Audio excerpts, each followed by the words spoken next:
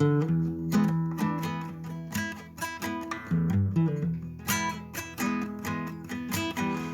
a MeatEater podcast. Welcome to MeatEater Trivia, the only game show where conservation always wins. I'm your host, Spencer Neuharth, and today we're joined by Janis, Brody, Randall, Cal, Alyssa, Logan, and Tate Morgan from Sons of Smoky Outdoor Stewardship. Tate, welcome to the show. Hey, thanks for having me. First thing, tell folks what Sons of Smoky is. Sons of Smoky is a organization we formed about 5 years ago that's dedicated to removing trash from public land. So we organize events in association with our other event, the Gambler 500, and then also we've developed an app where anyone, hikers, bird watchers, hunters, off-roaders can find trash in the wild, mark it on the app, and then we also use that tool to go out and pick all that trash up. Okay, a lot of good stuff there. Let's talk about the Gambler 500 first. What is it? It's an off-road navigation rally utilizing cheap or impractical fun cars, and we wander the forest looking for trash. Okay. And it's a big party, too. And Cal, what was your role in that this year? My objective was to just show all these other user groups that this very eclectic, loose, fun group of people also exist, and they're excellent stewards of public land. Like, they use public lands, and there's this huge stewardship aspect to, I think it was 4,000 people in Madras this year. Yeah. Right? I mean, that's a lot. That's a big group of people to get together. So there's some secret sauce that this guy has put out there, and people are reacting to it, and people need to know about it. So that was my objective. And, I just felt like it was a very important thing to showcase during like the big public lands fight, right? Yeah, Cal had described it to me as possibly the largest public land trash pickup in the world. You said 4,000 people there. What's the rest of the scale of this trash pickup event? Well, and so I don't know if I could say world, because there's some ocean cleanups that go on nationally that might. But as far as one particular weekend, we've topped out. We've done 450,000 pounds of trash, and that includes abandoned cars, RVs, boats. And we go for big stuff. We call it trophy trash. So you roll into camp with a water heater on, instead of a big bull elk, you got a water heater up there, and everyone claps, and you throw it in the bin, and you go back out and you do it again. Tell me about the rest of the trophy trash. What are like the craziest things you guys bring in? I mean, right now it's RVs. We have a big house situation that's happening in Oregon, and unfortunately it's getting pushed out into public lands. And so we've got all these abandoned campers that are out there. I mean, we hauled in about 12 of them this year, and we got to pick them apart and get rid of them. We did 15 abandoned cars, and then boats. Boats are always the funniest thing. So like, it's not on a trailer, it's just a boat on top of a mountain somewhere, and we haul it. But it's also fun because you could usually haul them out with a Toyota Corolla or something. Yeah. Cal, you have some content coming out with Tate. Tell folks when and where they'll get that. Well, hopefully if we can get it put together next week or so on the YouTube channel, the MeatEater Podcast YouTube channel, you'll be able to see some of this. You can always cruise the Sons of Smoky and Gambler 500 Instagram feed as well. But then down the road, whenever the editing schedule allows, there'll be more of a full-length, 30, 40-minute, man, there was so much to film. There was so much to film. It might just be a scrolling montage of weird and awesomeness. It was gorgeous the whole time. So trying to keep the cineys in line was very hard. It sounds kind of like Burning Man for people who aren't selfish. Exactly. Burning Man was brought up multiple times during this shoot, and every time somebody was like, "This is not Burning Man. Do not associate." Like we clean up after ourselves. Have you guys ever come in behind the Rainbow Gathering? No, never. But I heard, I know that's kind of a big issue. Yeah. We're slightly more organized and functional than that group of misfits. But. No, I'm saying like come in to clean up after them. No.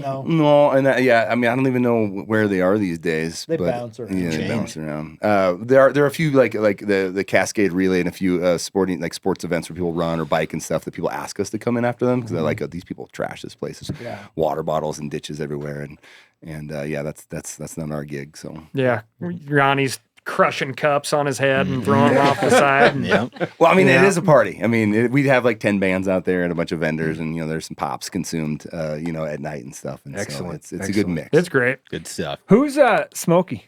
Smoky. We wanted to make it sound like kind of like more treacherous, kind of like bite, like intimidate litter bugs instead of the Sons of Smoky, like but at the end of the day, we're just Sons of Anarchy was taken. Yeah, we'll play on that. And the Sons, Son of Smokey the Bear, the Smoky Mountains, just okay. Yeah, I like it. Tate, welcome to the show. Now, this is a 10-round quiz show with questions from MeatEater's 4 verticals, which are hunting, fishing, conservation, and cooking. And there is a prize. MeatEater will donate $500 to the conservation organization of the winner's choosing. Now, Tate, what are your strengths and weaknesses in trivia that's about hunting, fishing, conservation, and cooking? I'm a jack of all trades, but I'm a deer and elk hunter. Big public land guy out here up in Oregon. So I usually bring home at least one of the two. So and I audit you guys' content. So all right, I know some stuff, but I probably good know test enough. for you today. Yeah, I know. All right, for the housekeeping section, Phil and Randall did bar trivia last night. What was the result? Well, it's kind of an interesting evening. Oh, okay, wow. Yeah, thank you, Phil. Thank you. So we decided at the very last minute to play trivia at a local watering hole at 6 p.m. And at 6:05, it was plain to us that trivia was not in fact happening. Despite it being advertised on their Were you website. the only ones waiting for trivia? Okay. Yes. So in any event, it was Phil, myself, and our lovely wives, and we deliberated on whether or not we could stay out long enough to go to an 8 o'clock trivia game at another watering hole. 4 rounds, great trivia, really phenomenal questions. We were playing against a table of some 10 odd people. Hold on. So you did make it to the 8 p.m. We did, yes. Migrated, yes. called an audible. Yeah, we played against a table of some 10 people. Against the rules, right? No, they don't limit that. No limit there. What they do... But morally, it's against. Yeah, and it's morally, egregious. there was a moment in time during the second round which was very difficult, and a gentleman came out of the restroom and stood over our table, like belly to our answer sheet, and glanced at the answer sheet, glanced at the TV, and I just thought, well, maybe this is some hapless fool who's bumbling about the world without any sense of how people perceive his actions, and I'll just let him go on his merry way without saying anything. And then he, in fact, was a member of that big team. Oh, my goodness. And so he hovered over our answer sheet until Sydney told me later that she gave him like a glare, and that's when he actually left our table, and he went and sat down right next to him. So it turns out they were our closest rivals. Yeah. We were neck and neck through the whole game. But we saved our, you can double your best round, and we saved our double star until the very end. What category? Biopics or biopics. Yes. And we did a clean sweep there. Oh, my. 40 points. We didn't even use the mulligan that we could have used at any in one of the 4 rounds. So dominant. It felt really good, actually. It was challenging, and it's not at all fun if you don't win. Yeah, So- especially since we That's what weren't. they We say. almost didn't go because we were a bunch of early birds. And then I'd just like to we won a $50 bar tab. a little show and tell. And we'd already settled our bar tab. So Okay. I went to the bar and I said, "Hey, can we just have like as many unopened beers as you can give Are me those for cold? $50? They're ice cold. Okay. They're ice cold. So if anybody would like one, Phil, you want to pop? Oh, please. I am Yeah. so glad I didn't make fun of that story. Sydney and I, thanks, Alyssa. Sydney and I walked out of Molly Brown's last night with an armful of beers. And what a great day. Very Because good. they make you use the tab the night that you win. And so I was about to call the store boys and just say, you guys want to come? Because we had enough, It was 10 p.m. past our bedtime. And I almost called the store boys and said, you guys want to chew up a $50 tab here at Molly Brown? But they were kind enough to give us some road beers. So kind. Yeah. Good on you. So cheers. Cheers. Well done, Yeah. Randall. Well done. Phil, did you get one? How many questions did you get wrong? The first round, we got 1 question wrong. The second round, we got 3 wrong. Oh. The Third round was a weird one because it was like a mix. There was a big pool of points you could Anybody get. else? Good, thank you. But we finished with a 92 out of 100, and the second place team had 90. Yeah, so. the third round, you had to match decades to events without, and they didn't repeat. So it was like if you got 1 wrong, you got 2 wrong. But then you could get bonus points by naming the exact date. So that's when we really made up some ground. Mm-hmm. And then in the final round, I mean, it was a storybook finish. I love how Sam, Spencer's trying to it's move so the show thrilling. along, and So thrilling. Randall's not having it. The only thing that made it better, Randall, is great. if you and Phil would have gotten a bar fight with your rival team. Yeah. Oh yeah. Sounds like you were close. Nearly came to blows had we not pulled it out in the end. Does it give you some confidence then coming into trivia? No, not at all. No. Not at all. Okay. I saw a comment this morning that said, "Man, Randall's been just sucking." Wow. I'm not the only one who's noticed. But I do have a little extra pep in my step today, although I am fatigued. Spencer was telling us that on trivia days, you actually have a hard time accomplishing that. your other work. I said that. I was just trying to get in his head before the game. Oh, is that true? Not really. I mean, okay. So why do you sit by he's more yourself in your productive. vehicle all day? listening to my tapes, my self-help tapes. More productive. No, actually. it's just a real treasure to be able to play with you guys every week. So I look forward to it. If anything, I'm distracted by the excitement. Mm-hmm. For Well the done. contest. What Yeah. a victory for you and Phil. Yeah, so that's And probably your not going to wives. make it on TV. No, It's not going to make the 22-minute that's TV just for cut, our but- audio and YouTube audience. Let's not be presumptuous here. Yeah, that All right, was fun. the Thank Shelby you. index for today is a 4, so our winner should get 8 correct answers. And with that, we're on to the game of trivia. Play the drop, Phil. Look, I need to know what I stand to win. Everything. How's that? You stand to win Refreshing. everything.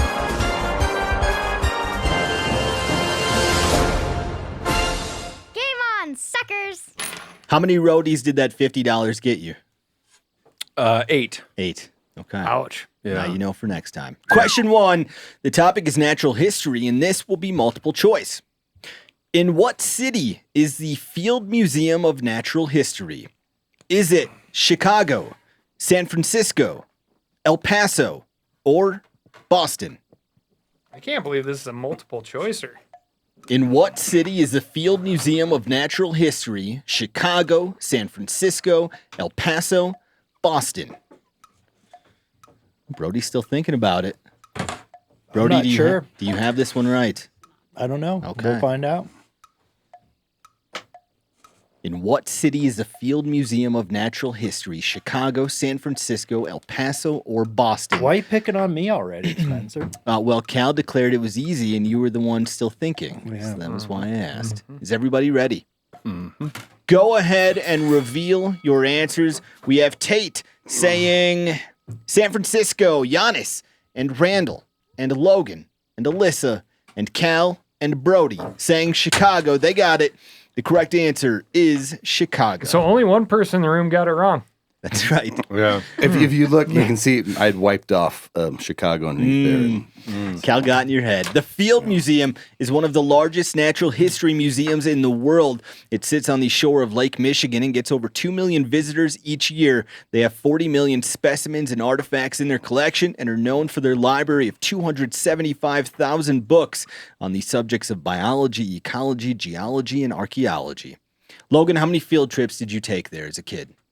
You know, I don't remember exactly. We went to the Museum of Science and Industry this last holiday break, and that was awesome. The MSI. Yeah, I think like as a kid, I don't remember how much like reading was involved in museums, and I was like, wow, you have to like read a lot when you're at museums. But Who else has been to the Field Museum? Unless you go to them in foreign countries where you don't speak the language. Yeah, totally. Yanni and Cal been to the Field. How about and Randall? Yes, yes. Okay. Any highlights to share from your Field Museum trip? Lions of Sabo are there. The Hope Diamond was there when I was there. They have a large, I think it's a Brachiosaurus on display at the O'Hare Airport and a little Field Museum gift stand as well. So out of Chicago. It is well world-class worth institution. a day. Yeah, it's awesome. Super Question 2. The topic is hunting. Canine infectious respiratory disease complex, which is a highly contagious illness for dogs, is more commonly known by this name. Canine infectious respiratory disease complex, which is a highly contagious illness for dogs, is more commonly known by this name. Brody and Randall, quick to answer. You're Yanni dogman. with a blank whiteboard. You spent some money at the vet in your day. Yeah. He's I have. funded that vet. All just recently. Did you do another round of? No. Oh, okay. No. Yeah. From last winter. Canine infectious respiratory disease complex, which is a highly contagious illness for dogs, is more commonly known by this name. Weren't you going to double the number of your pack, Janis? Thought you were going to get another one. Yeah, it's a work in progress. Yeah. Waiting for the right one to come along? No, just waiting for the AOK from the leader of our home pack, you know? Okay. Very good. Are you like looking for something a little smaller? Takes up a little less space. Oh, 100%. Yeah. Yeah, half size of my horse who thinks he's a dog. Or maybe it's the other way around. Still waiting on Yanni to come Oh, up with man. an answer. Everybody else has an answer? Our other Alyssa, six you have an answer? players have an answer. Oh, man. Come on. Just give me one dog sickness. That's all I need. Just one doggy Canine cough. infectious respiratory disease complex, which is a highly contagious illness for dogs, is more commonly known by this name. Janis. He's coming up with his answer. Go ahead and reveal your answers. We have Tate saying Corona. Janis says Surdy. Randall says kennel cough. Logan, barking cough. Alyssa, parvo. Cal, kennel cough. Brody, kennel cough. The correct answer is kennel cough. I think we had 3 or 4 of our players get that one right.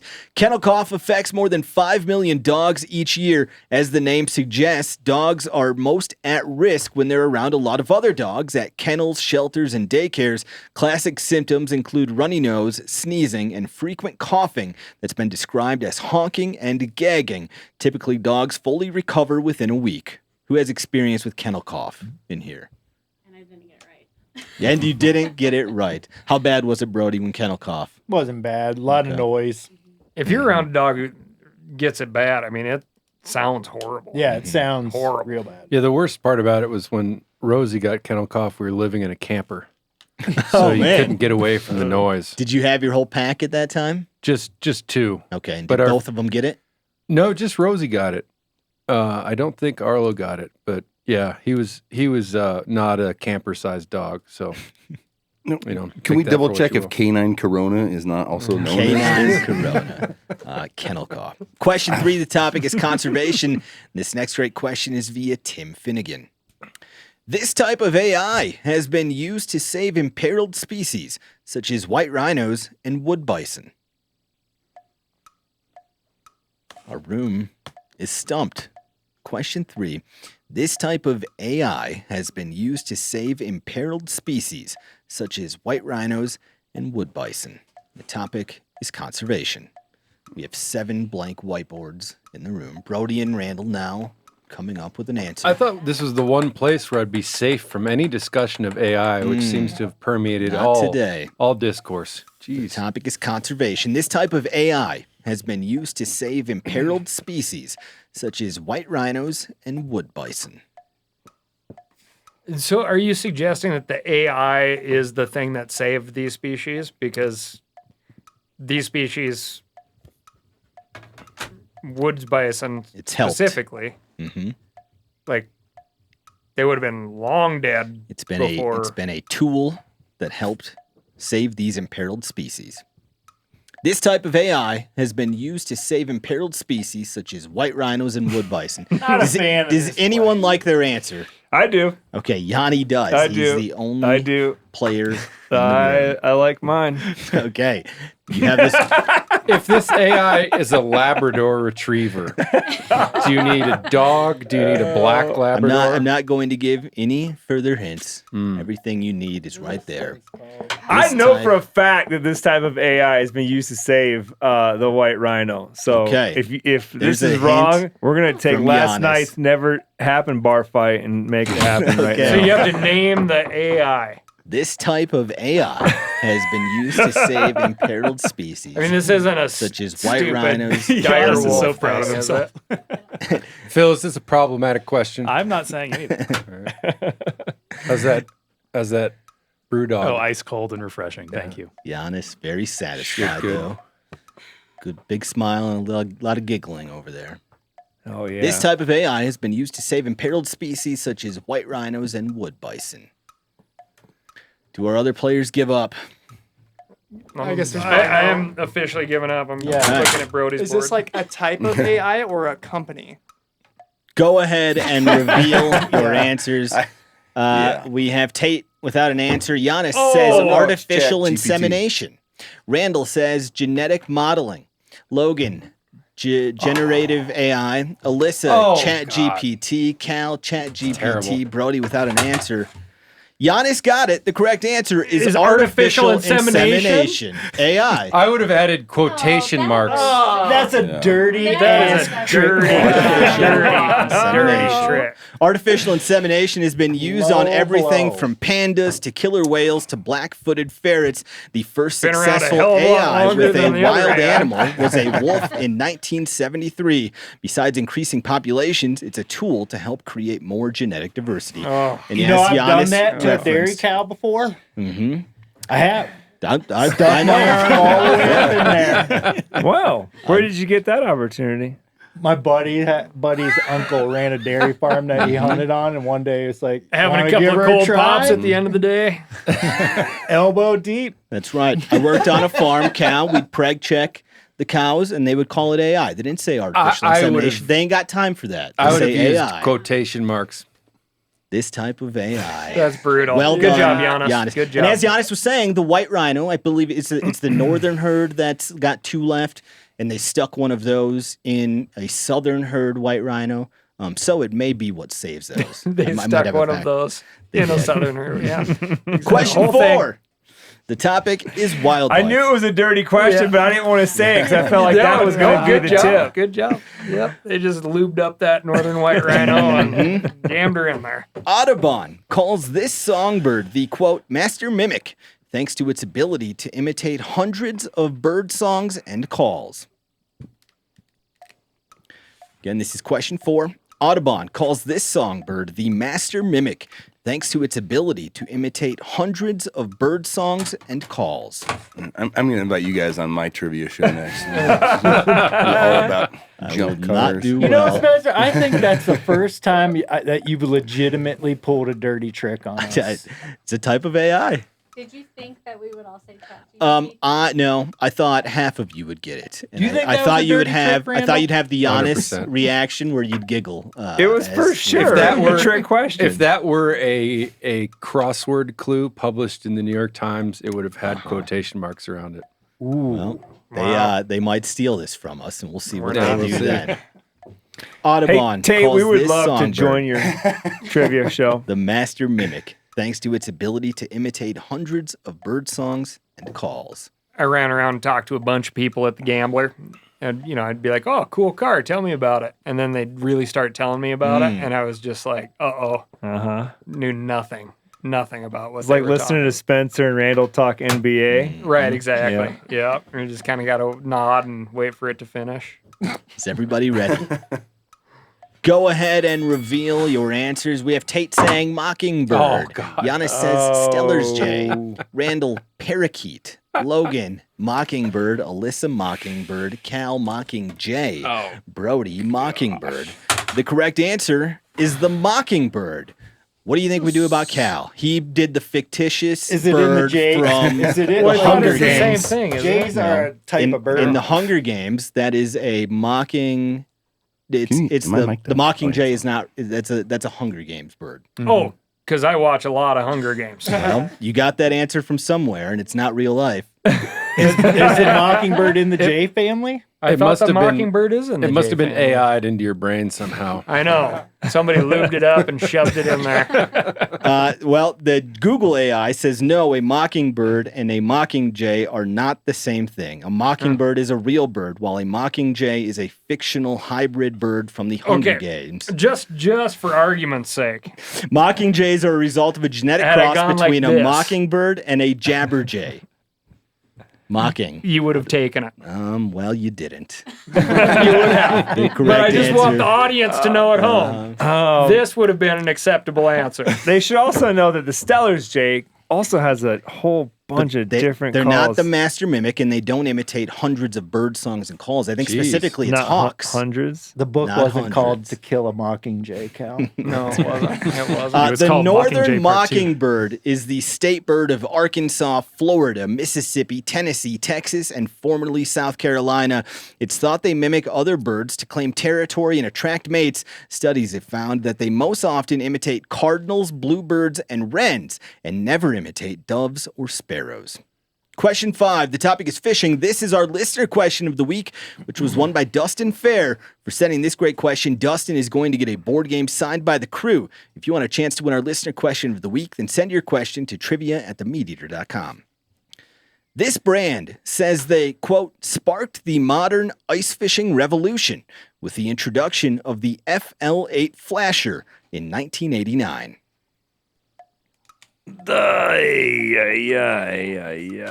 This brand says they sparked the modern ice fishing revolution with the introduction of the FL8 Flasher in 1989. We have a stumped room again. Janis, do you have this one right? I know the name of one company Okay. that makes these flashers, Okay. and I've written it down. This brand says they started the modern ice fishing revolution with the introduction Tate, how of you the feeling? You wrote FL8 something down. Flasher in 1989. I only know one fishing brand, so it's pretty easy just to go Okay. with that one. Here we go. Go with your gut.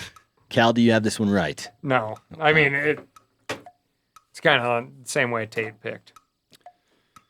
This brand says they sparked the modern ice fishing revolution with the introduction of the FL8 Flasher in 1989. This is question 5, so we'll get a scoreboard update from Phil after this.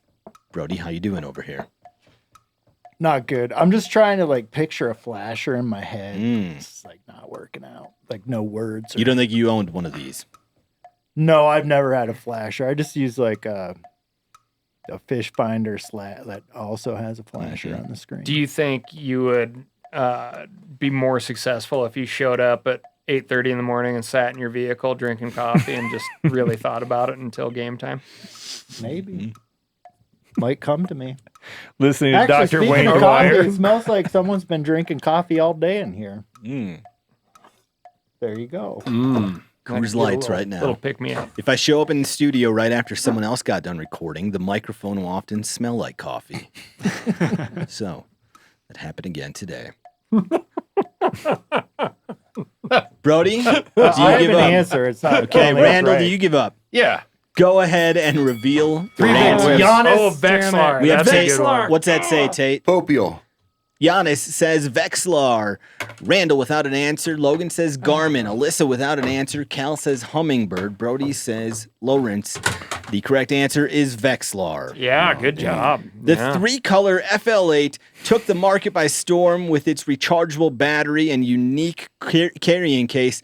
They say this was the first sonar system that directly targeted ice fishermen. It also gave birth to the next generation of Vexlar flashers, such as the FL18 and FL8 SLT. We could only get 2 colors up here in Montana. Oh, he didn't Little have the behind, 3 colors. yeah. All right, Phil, give us a scoreboard update halfway through the game. Well, everyone's on the board, but at halftime, no one is in line with the Shelby Index. We've got Tate with 1 point, and then Randall, Logan, Alyssa, and Cal all have 2 points apiece, and tied up in Okay. first place are Putelis, Putelis, and Brody Henderson with 3 points. I've never Tough been this game, close but to a winning. good game.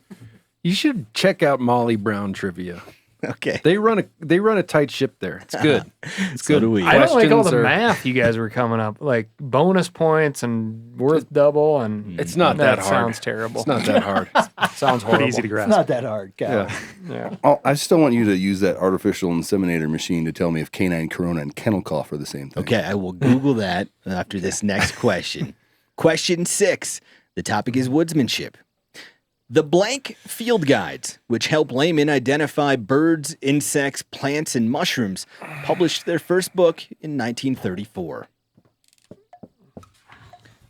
The blank field guides, which help laymen identify birds, insects, plants, and mushrooms, published their first book in 1934. Man, it jumped into my head, but now I'm second guessing myself. That was happening in the last question, and Spencer kept repeating the question. It was like, God damn it, just stop talking. Maybe it'll come to me. I'm gonna leave it, I think. I got a handful of these things on the bookshelf at home. I know, but I also have the other ones. Right. Which one is older? The blank field guides, which help laymen identify birds, insects, plants, and mushrooms, published their first book in 1934. It does not look like canine corona is the same as kennel cough. Right? Does anyone feel good about their answer for this one? I feel good, but Yeah, but I feel. Do we get an index on this bad boy? It's a 4. So, God, I cannot. some of you may lose to Shelby this week. Yeah. The blank field guides, which help laymen identify birds, insects, plants, and mushrooms, published their first book in 1934. Could definitely use when I am a layman. You know, Spencer, I was wondering earlier if you're ever going to get big enough to get yourself a real-time fact checker so you don't have to do it. I wish I had one. That would be convenient. Do you think some of these are wrong or what? Oh, I just don't think you care that much. I care too much. I work myself into a pretzel sometimes. The blank field guides, which help laymen identify birds, insects, plants, and mushrooms, published their first book in 1934. I have a lot of folks reach out and ask how to get into foraging mushrooms or rock hounding. These field guides are a great way to start. Oh, Yeah. I have 2 answers, and I don't know which one. Is everybody ready? Do you have one picked, Janis? Yeah. Go ahead and reveal your answers. I know I'm wrong. We have Tate saying wrong? farmers. Janis says Sibley. You don't have an answer, without Randall? an answer. No. Logan says mycologist. Alyssa says blue. Cal without an answer. And Brody says Petersons.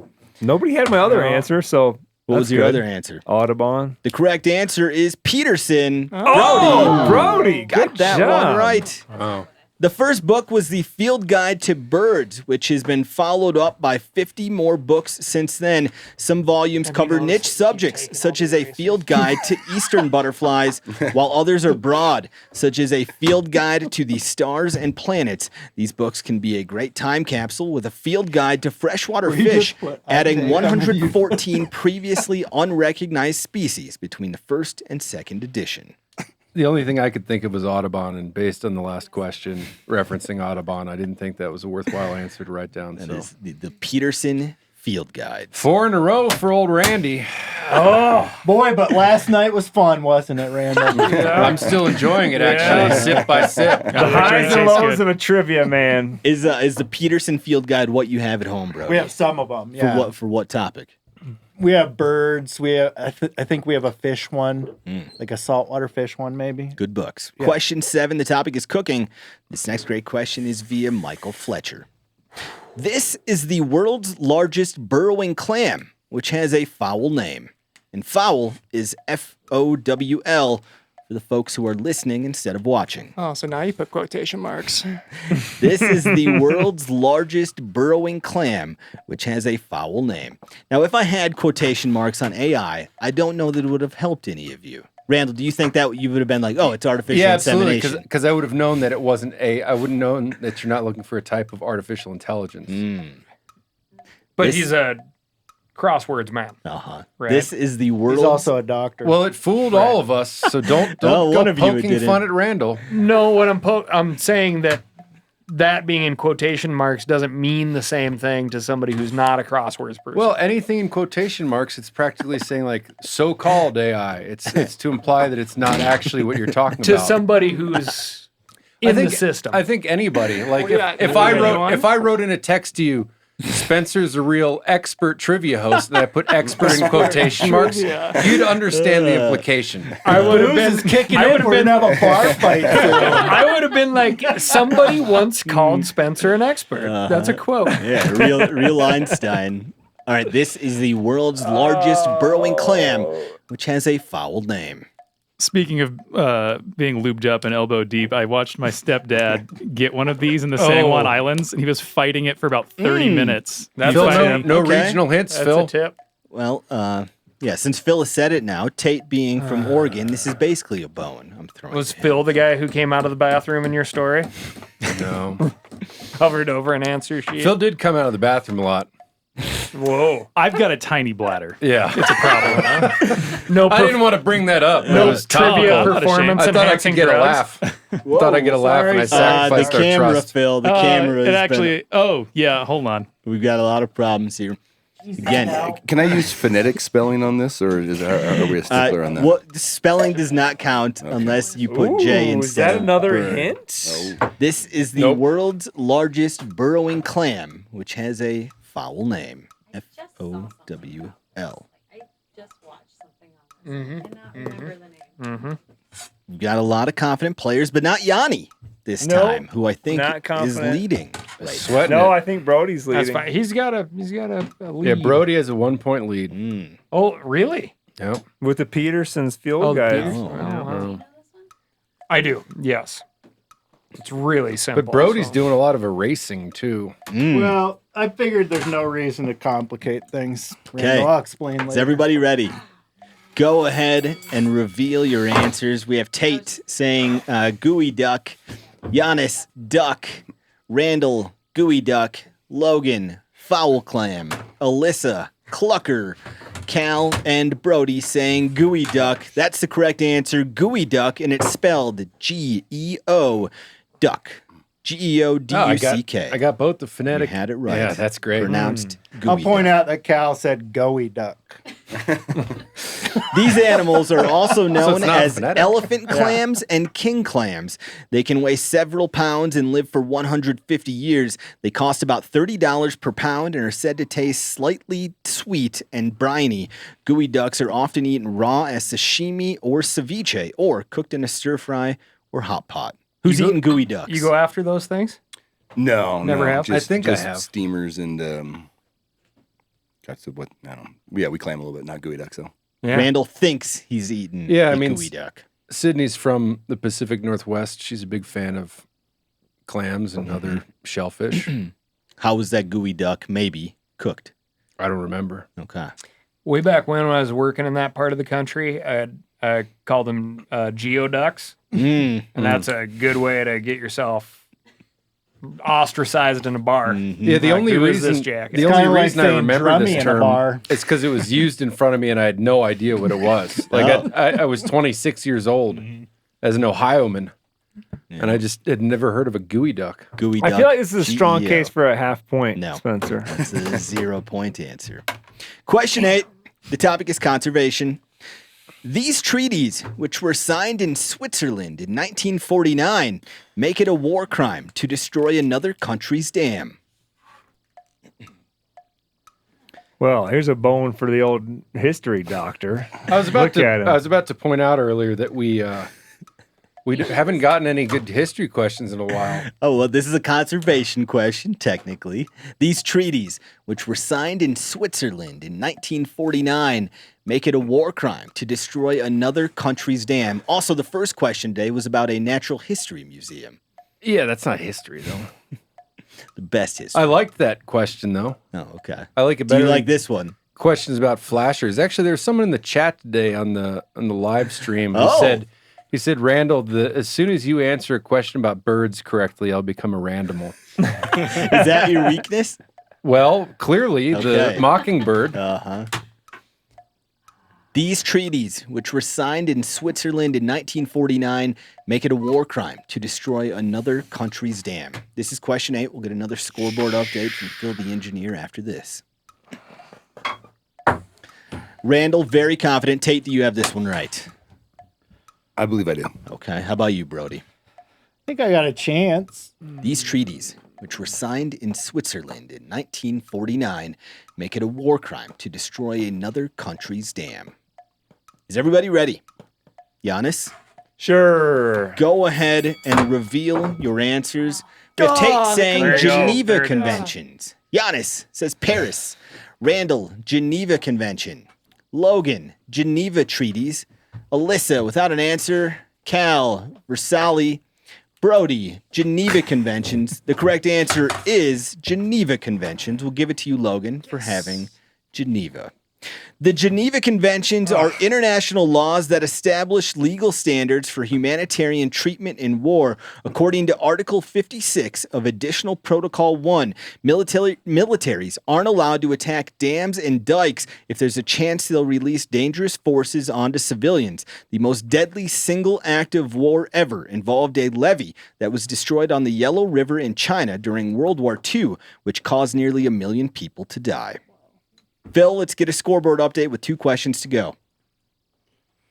That's bad. Here we are. Jeez. I don't think I got a single question right since the last update, We're Randall. going to cut right to the chase. Brody is ahead with 6 points, and in second place is Randall Williams with 4. Ooh. Brody's got a pretty solid shot, but we'll see if he chokes in the last. Brody couple gets of rounds. question 9 correct. He will have secured the victory. Do you have good ones there? Question 9, the topic is fishing. Oh, classic. Textbook. Hardy and Fenwick were the first brands to use this 8-letter material for fishing rods. Hardy and Fenwick were the first brands to use this 8-letter material for fishing rods. You need an extra marker? Found one. Again, this is question 9. If Brody gets this right, the game will be over. That's too many letters. I think it's too many letters, Brody. Brody, do you have this one right? I don't know. Hardy and Fenwick were the first brands to use this 8-letter material for fishing rods. Janis, you have this one right? I believe so. Tough back half of the game for you today. Very, very tough. I've said it before. I need the universe to align in your head, and for those questions to be right up my alley to pull out the dub. Randall, do you have this one right? I do. I am so embarrassed. 8-letter material. Geneva Convention. I'd be more So embarrassed by Spencer's pronunciation of Versailles. That was embarrassing. I get too. nervous. I get nervous when I see whiteboards. I mean, you and could it's have at not least the gone. correct answer. Nervous when I You see could have at white least gone names. with the Versailles, which is the. I feel like as Kentucky far as treaties go, pronunciation. Versailles is kind of a famous one. Yeah, for sure. Hardy and As is Fenwick Paris. were the first brands to use this 8-letter material for Alyssa, fishing last rods. minute change. Okay. 8-letter word. Well, yeah, that's one way to go. Is everybody ready? Logan? It's not right, but yeah. Okay. Go ahead and reveal your answers. We have Tate saying bamboo. Graphite. Janis says graphite. Randall, graphite. Logan, plastics. Alyssa, aluminum. Cal and Brody say graphite. They got it. The correct answer is graphite.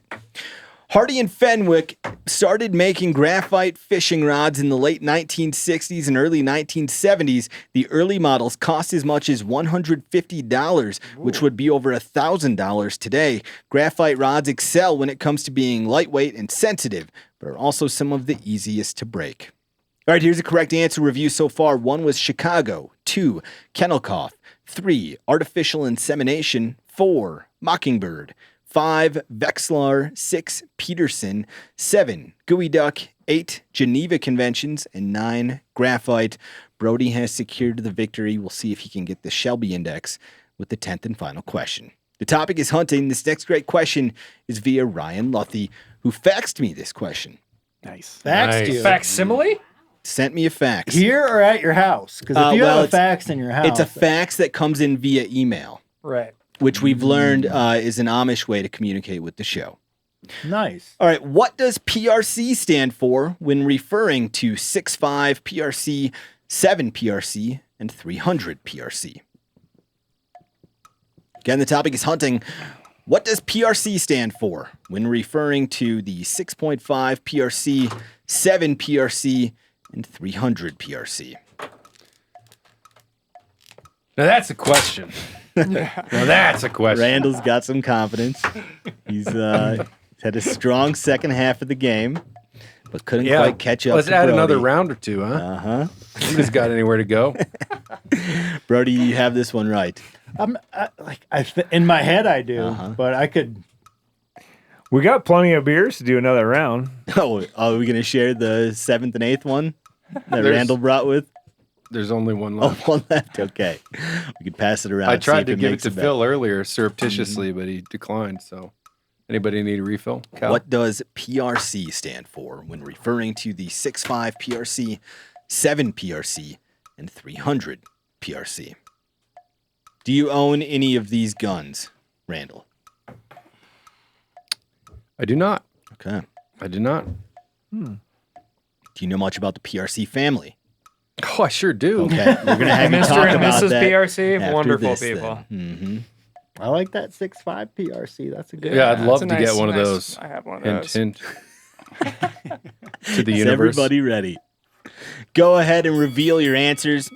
We have Tate saying precision rifle cartridge. Janis and Randall. And Logan with the same answer. Alyssa says precision round caliber. Cal says pretty round, what's that say? Cake? Case. Pretty round case.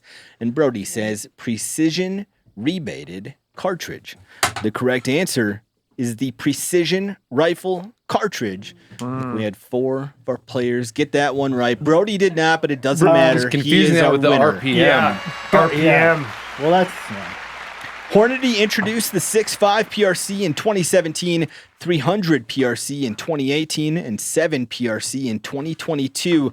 What these cartridges have in common are sharp shoulders and minimum body tapers. The PRC series was designed for long-range shots at the range and in the field. Tell me more about the PRC, Randall.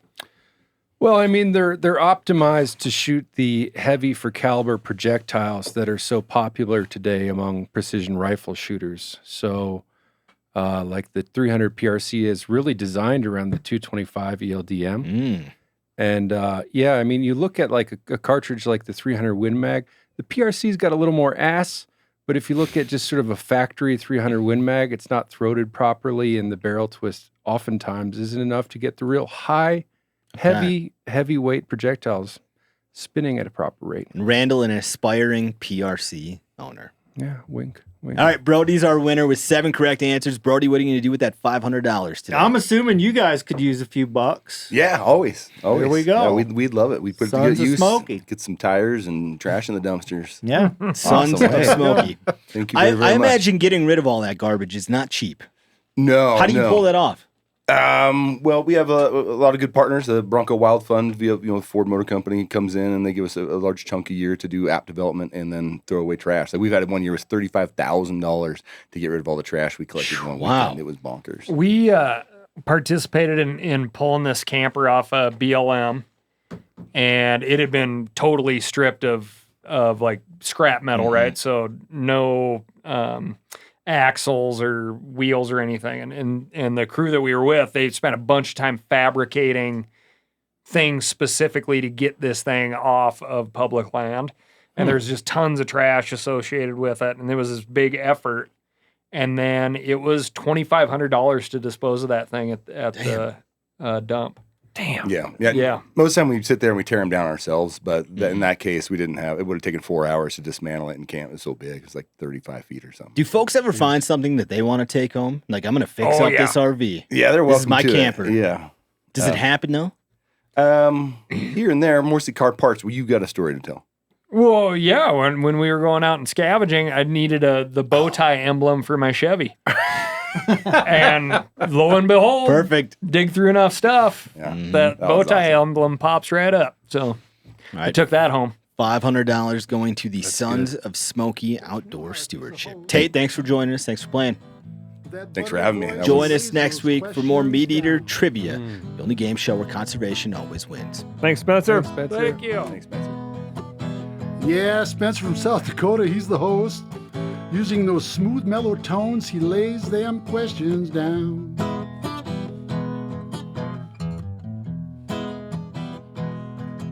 And he likes taking those 2- and 3-year-old bucks. And he's an avid amateur rock hound.